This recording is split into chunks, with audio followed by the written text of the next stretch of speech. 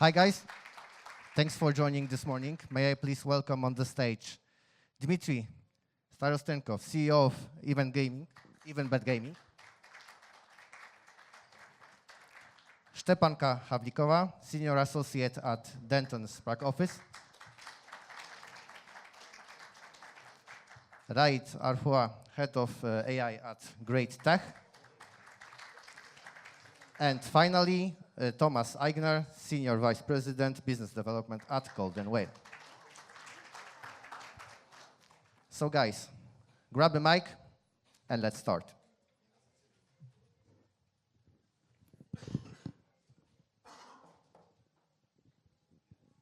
All right, so what we want to discuss today is AI in gaming, the rise of AI. Dmitry, since you're sitting just next to me, I think naturally the first question will be to you. AI, over the last 2 years, became a truly hot topic. Yet, we're speaking about a discipline that dates back at least to the 50s.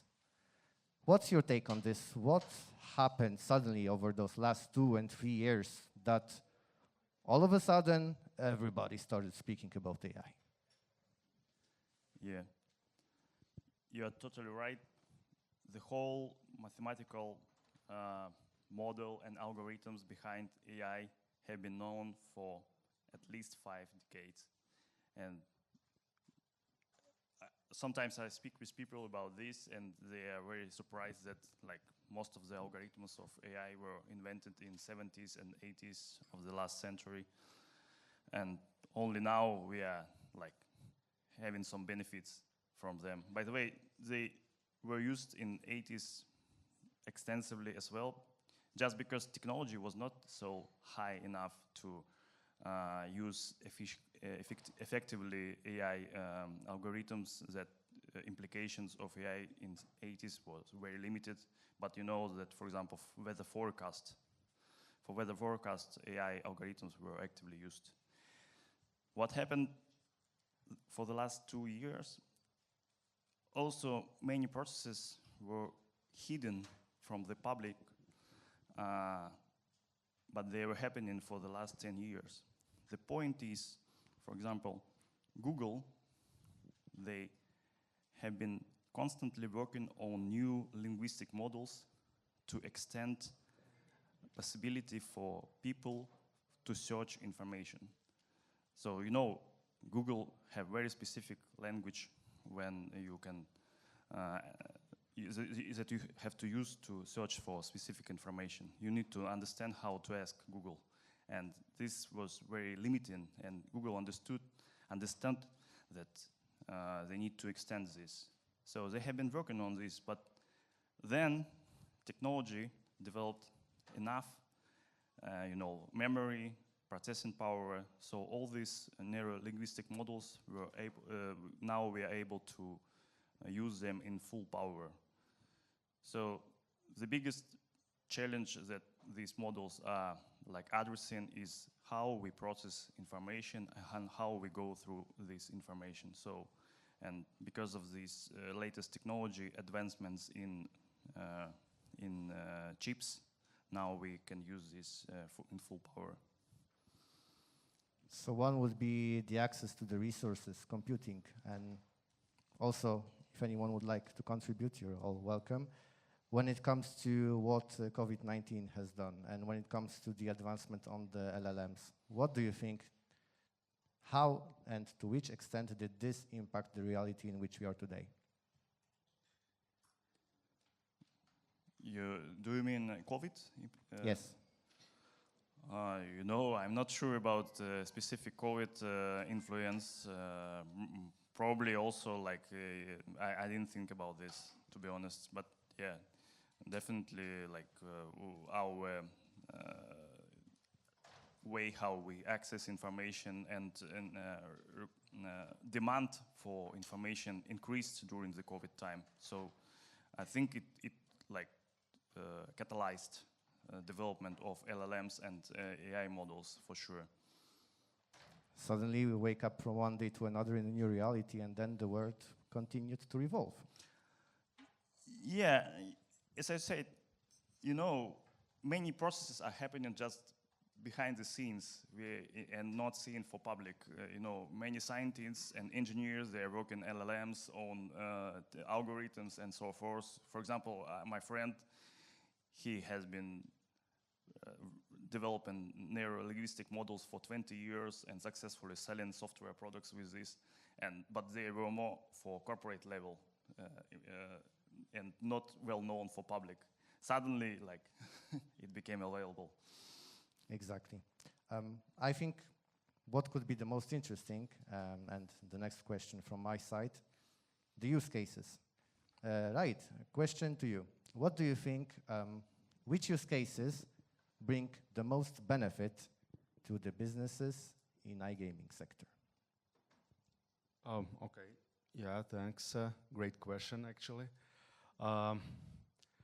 Well, I would divide it into, I think I would divide it into two periods, actually, before this breakthrough with generative AI and LLMs and after.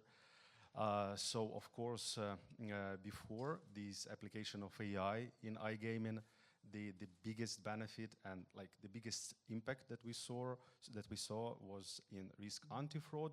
That's like one direction. The second probably is lots of algorithms about odds computations and coefficients. That's of course also. And the third direction, I would say, all these recommendation engines and personalized user experiences. That's what was before. And when we see this breakthrough and LLMs and smart chatbots appearing, I think that this third direction becomes even more impactful, because it's possible to build like really amazing new products, AI-based, with this new technology, and make this like algorithms, like recommender and algorithms and interaction with the user even more personalized. So I think the biggest impact will go from this side. So that's my opinion on that question. Yeah. Perfect. And what about use cases of applying the chatbots on top of the organizational data?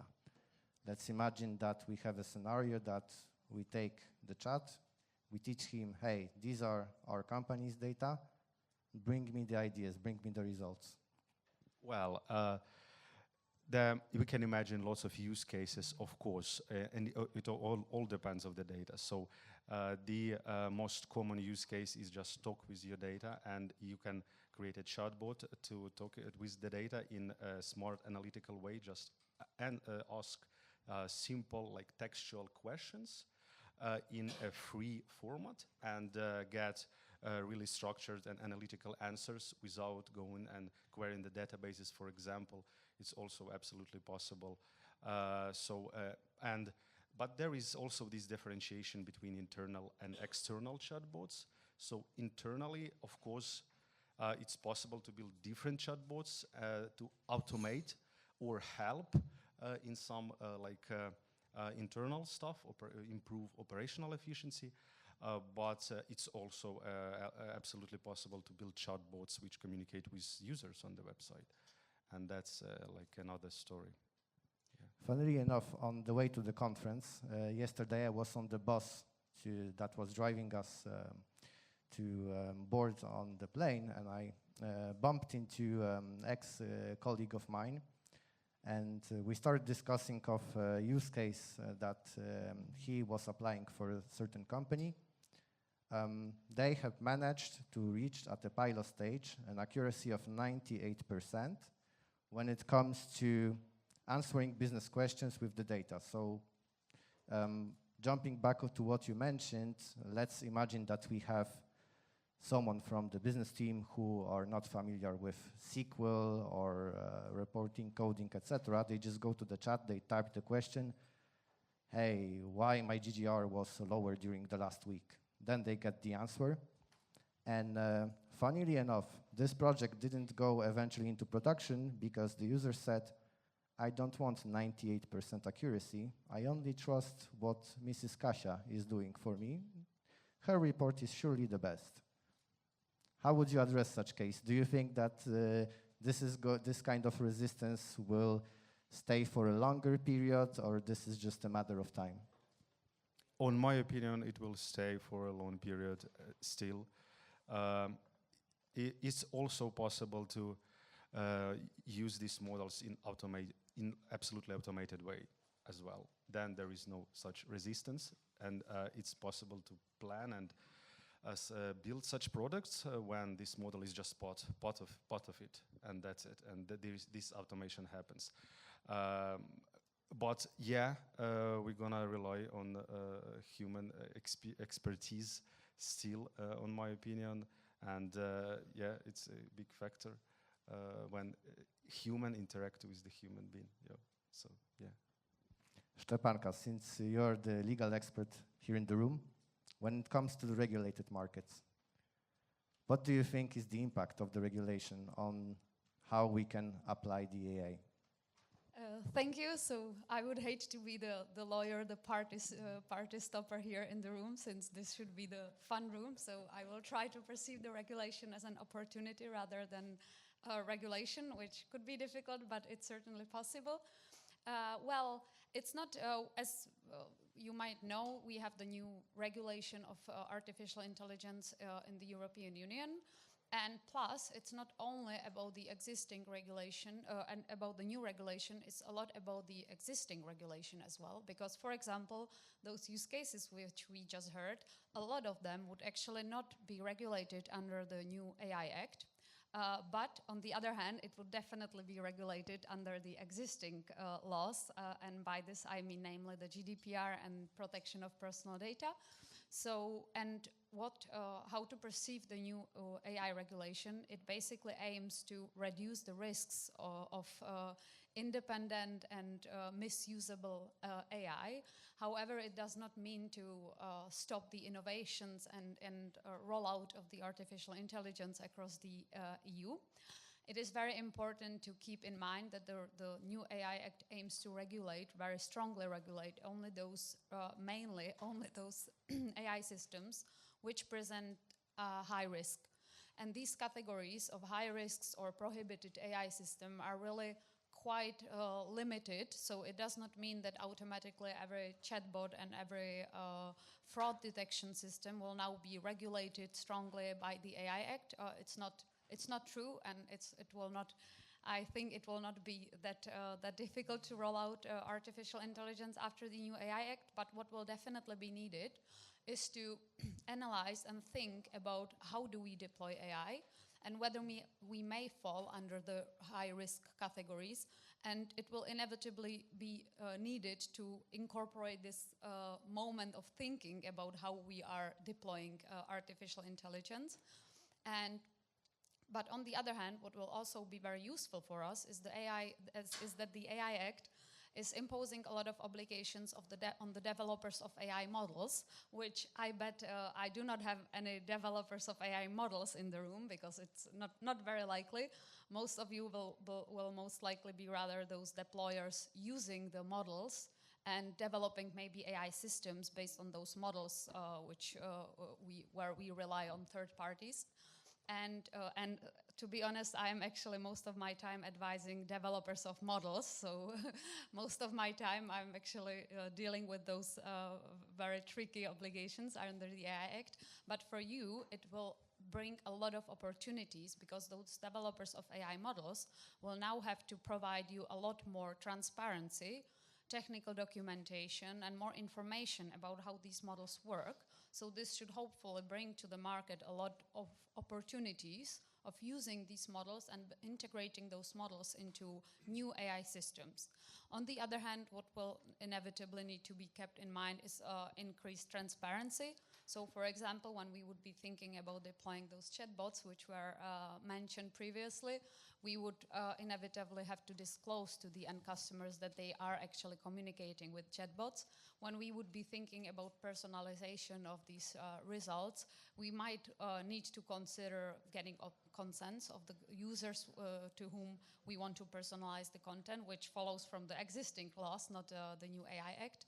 So to shortly sum it up, the new regulation, and also, last point, it's not only about the EU. There are new AI regulations being introduced across the whole world. For example, Korea, Japan, even some US states are slowly introducing new AI laws. So it will not only be about the EU, who is still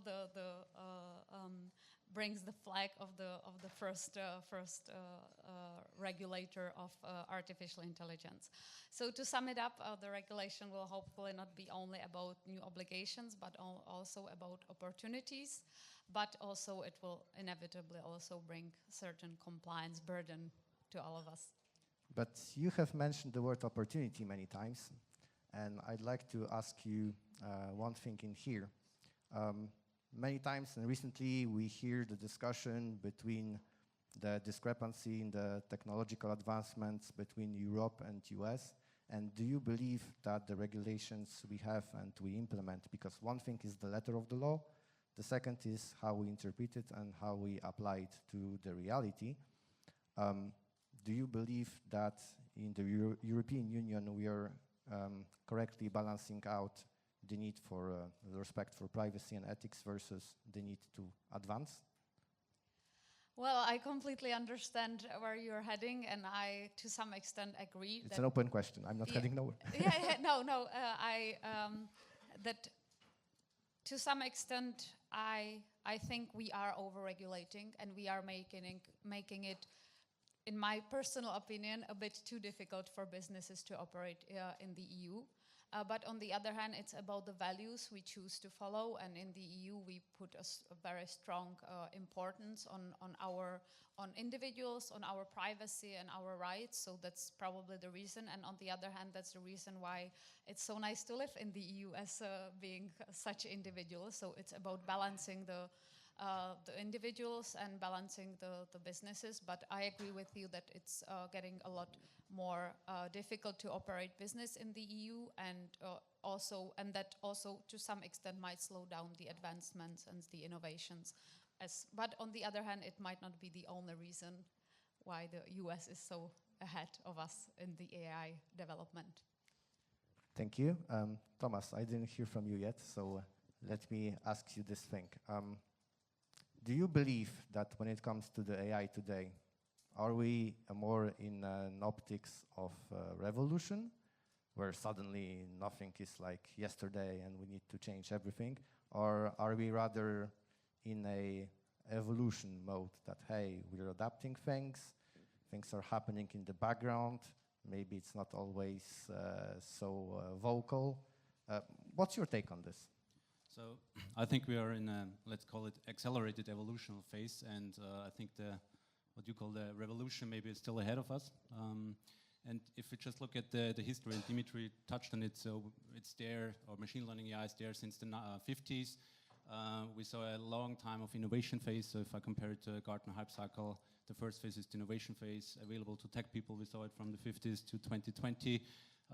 And then only with the rollout of ChatGPT, the chatbot user interface, it really went into this hype and wow phase where everybody was talking about it, and they got, 1 million users within a week or two, which nobody thought that this is possible.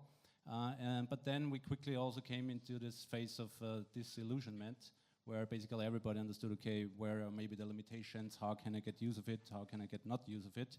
And now we're in this enlightenment phase where we basically tested it on many different use cases, and now we understood where to take advantage of it. So, from a technology perspective, I think it's still the ongoing evolution, accelerating because more computing power, more use cases that we can touch on.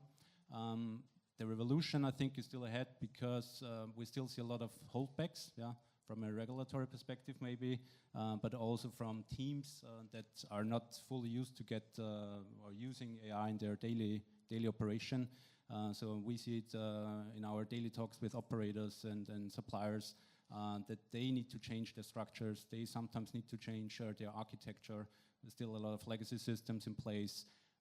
Even data is still a topic, which we did not thought it is, but it's still sometimes it is a topic, to get the right data. So the holdbacks are there. Once we overcome this, and the AI usage is not the experiment in an iGaming operation, but the default throughout the whole organization, from maybe user acquisition to retention to churn prevention, I think then we are there to really talk about disruption or revolution.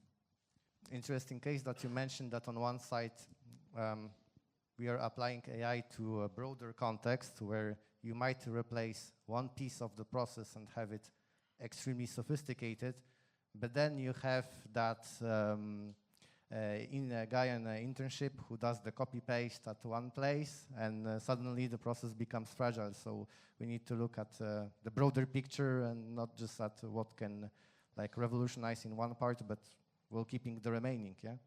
Absolutely, and we see it on a daily basis. So C-level always sees the dream, the big vision, and they want to do it, yeah. And then it goes down on the operational level, and then we are ending up in different discussion, in silo discussions, with CRM only, not with data. So a lot of teams involved, and I think this is is something we need to overcome, or the iGaming operators need to overcome, to see it as one piece that is there in the heart of their operation, but not just in silos in different departments. Thank you. Now, guys, I'm curious to hear your opinion. And Dimitri, since you're the closest, back again to you.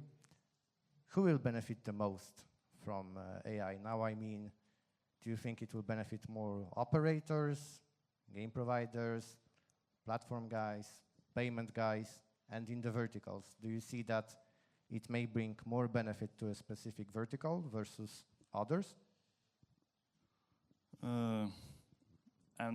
I'm not ready to compare different verticals.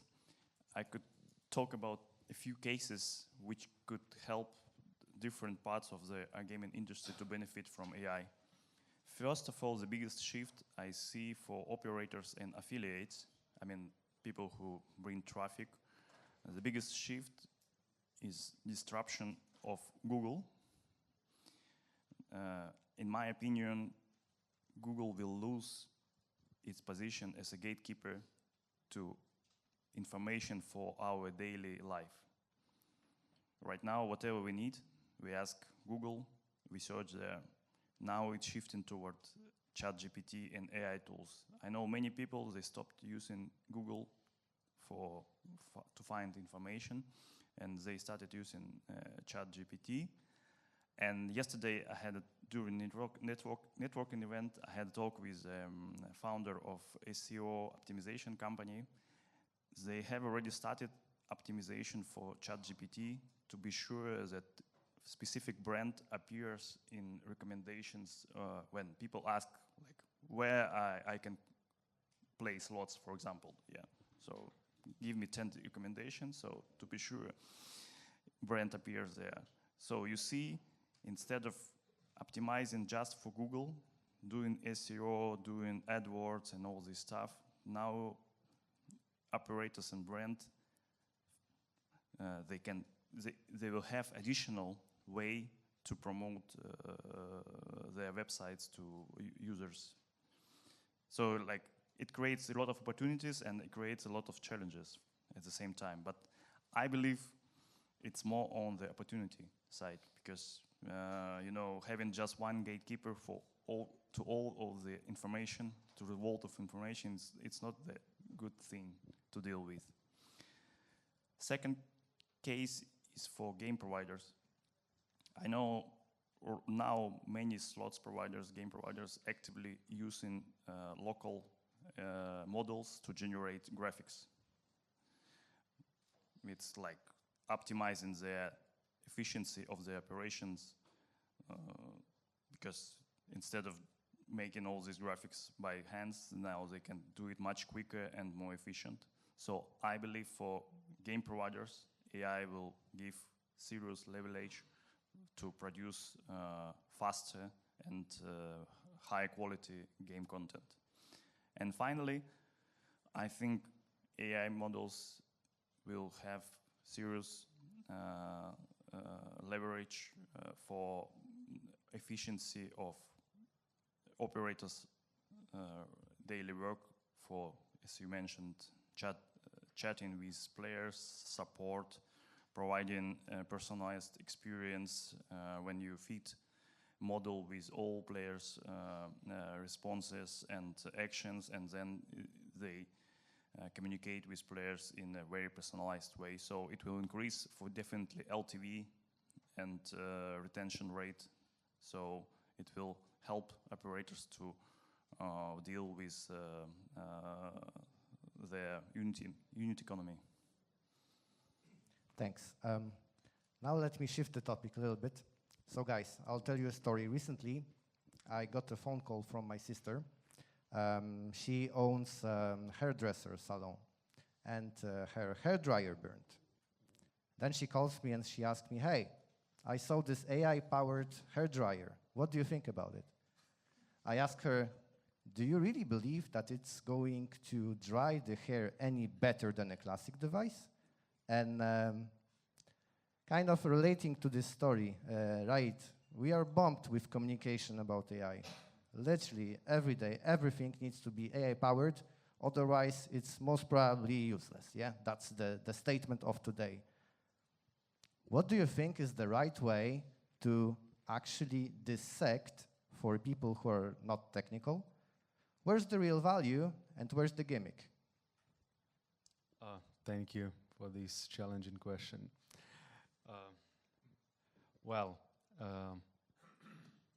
When my approach to this actually is like trust but verify.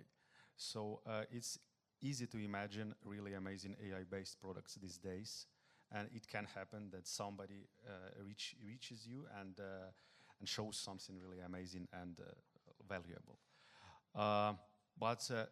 Yeah, of course you need to verify, and on my opinion, it should go in stages. So of course, the first stage is through this first interaction and communication and asking the right question. So does it really solve the real problem?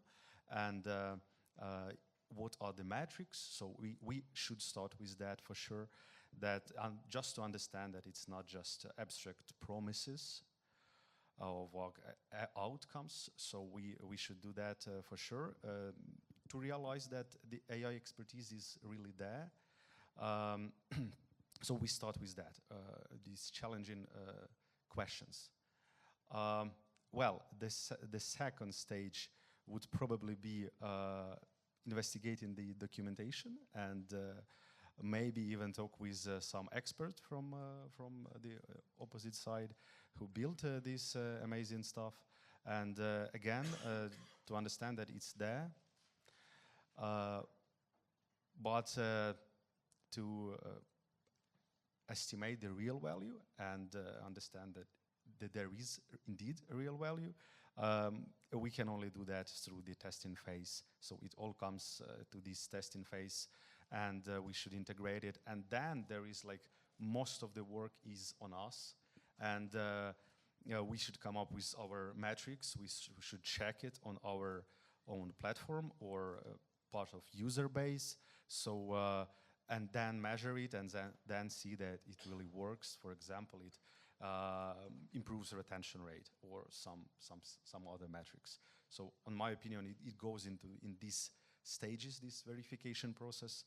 But I mean, in order to be effective in all of these stages, you need to understand this state of AI on your own. So you need to be into this topic. You need to read and listen. So you need to know what's really possible to achieve as well. So that would be my approach. Right. Now I'm thinking, because we spoke about opportunities, use cases, what about the risks? Stepanka, question to you. What do you think? What are the risks that are associated with automation and AI, especially in the context of applying AI and getting adverse results than the ones that were initially intended? Well, I think it always, of course, depends on the use case. It depends how we are processing personal data, how we are implementing the AI tools. I think what could be the biggest challenge is so-called agentic AI, which is one of the biggest opportunities in the AI sector, but also a huge threat. Agentic AI is that kind of AI that can independently perform actions. So it's a huge step forward from this AI that just helps to improve processes and to analyze data, this is suddenly the AI that can independently act. And in my opinion, this is the main threat when the AI can not only do some preparatory analysis, etc., which is then always reviewed and intervened by a human, but this is the real threat where the AI can act independently, and at the same time, as report suggests, for example, Gartner analysis, this is the future of AI, which where the AI is heading. So this is then the biggest threat, that the AI is of course not correct, and that it performs actions which can be adverse to rights to individuals, and this is mainly that risk that the AI regulations try to prevent. And of course, another key risk is that companies might sometimes tend to implement those tools just because they can, without considering the risks that it can pose to individuals. So this is a similar thing which we have seen with the GDPR, that we should try to prevent some excessive processing of personal data and excessive implementation of risky AI without doing these compliance assessments.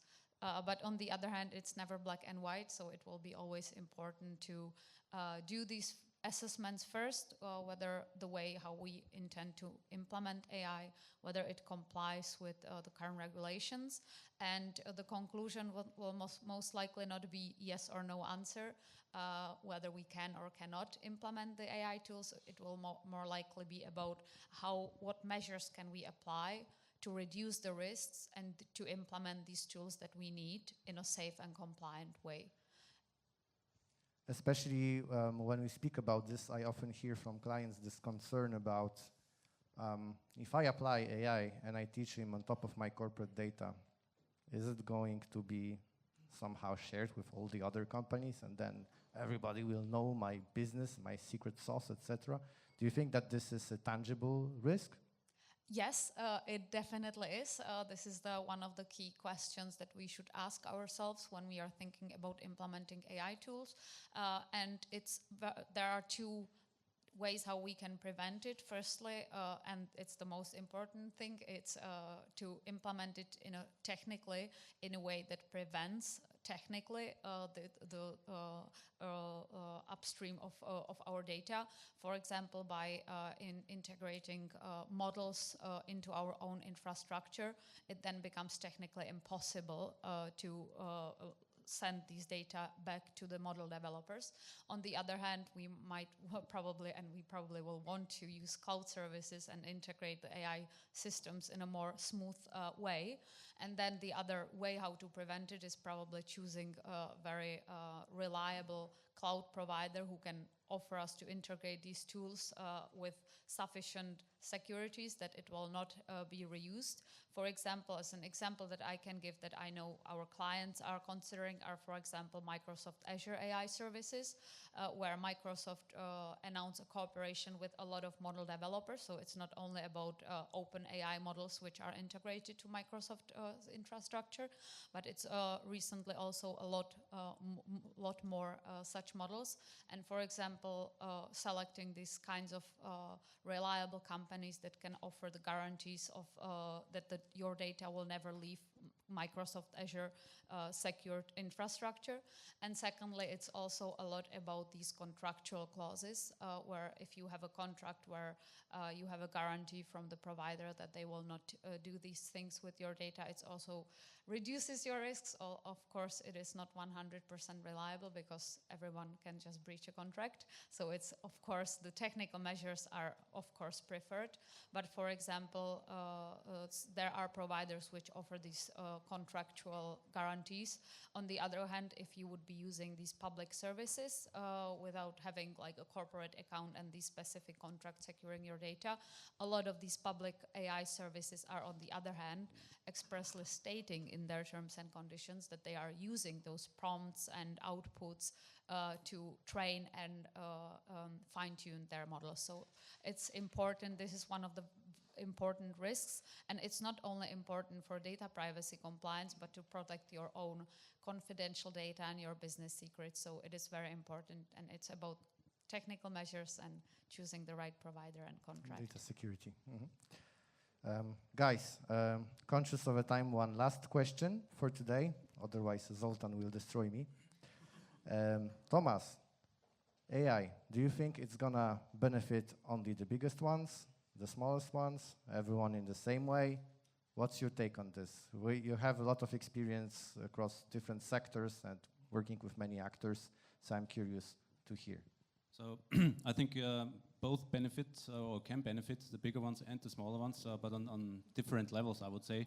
So if you look at a big operator as an example, they're sitting on massive data, having big teams, sometimes teams that don't talk to each other. You have the affiliate team, maybe CRM team, gamification team, whatever. So it can be very complex structure from a team and process perspective, but also technology-wise. And there, machine learning AI can greatly help to orchestrate throughout the whole organization to optimize what they already or what they want to achieve in a specific market, for example. So there, this is the potential I see for the bigger ones to optimize the status quo, optimize campaigns, optimize the structure, the processes throughout the whole organization. For smaller ones, I see also big potential because you can achieve way more with a small team by getting good use of AI and machine learning, especially if you want to maybe enter new markets and let the machine do the groundwork for you, and the team should focus on strategy, on brand strategy and how to compete against the bigger ones. I think AI can definitely help to smaller the gap between a small brand and the big brand in a market. So I see benefits for both on a different level. But then you mentioned, look, on one side you have the small businesses who can get things done faster because they don't need to invest that much into things that are just done by the AI by itself. On the other hand, you have bigger companies who benefit from research and development teams. I mean, they have the resources to allocate 20 people, let's say, from one day to another. Sometimes I know also companies who train 500 people also, like, and get them certified from one day to another just because they can. Do you think that this gap will remain the same, or it will even increase because I mean, both benefit, but do you think that some will benefit more because of the size in here? I think you need to see it case by case. So if you have big organizations that have the holdbacks that I mentioned before, like team structures, technology in place, I think this will be ongoing no matter how they use AI, and there will still be holdbacks on that level that the smaller ones can take advantage of. So I think that was always the game, that the smaller ones can be more flexible, faster, and I think getting use of AI helps them to even speed up make the gap smaller. Even if the bigger ones get use of AI, I think it's still complex structures in different markets, different regulatory frameworks in all kind of markets. So I think it will stay complex for them. So yeah, I think the time is right now to, especially for the smaller ones, to get use of it. Yeah. So final line, the time is now. Guys, thanks a lot for this very interesting debate. Please warm applause to our panelists.